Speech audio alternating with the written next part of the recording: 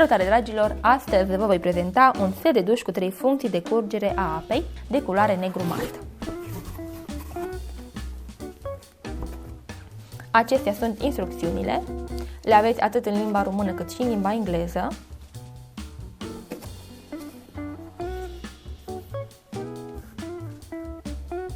Coletul conține o pară pătrată de 30 de centimetri. Duzele de cauciuc prevăzute pe această pară oferă o curgere uniformă a apei sub formă de ploaie.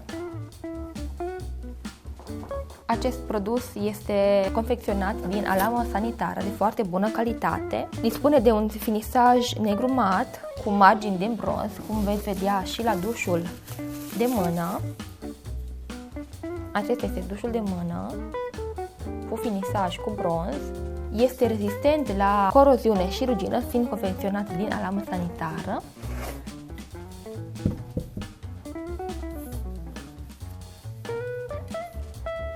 Aici avem pipa de cadă.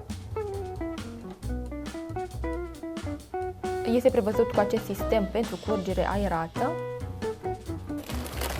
Furtunul de 1,5 m.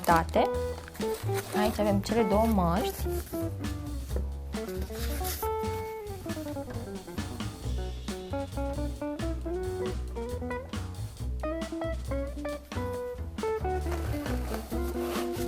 Și a treia mască pentru mânere,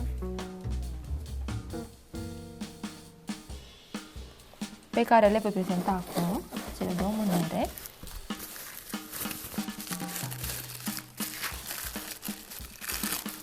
Mânerul pentru apă caldă, apă rece.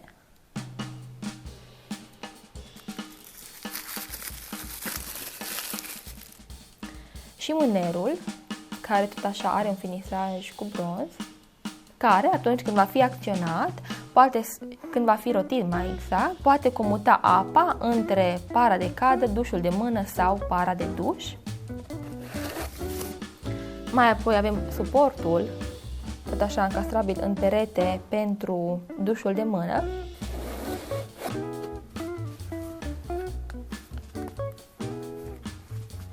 Coletul mai conține și o cutie încastrabilă în perete, care conține un cartuș ceramic.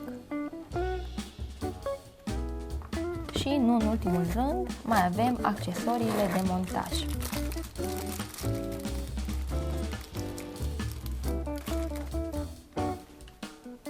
Acestea sunt componentele coletului. Dacă doriți să achiziționați acest produs, puteți accesa linkul din descriere, iar pentru alte detalii vă invităm să ne contactați pe www.casavie.ro. Pe curând! Pa, pa!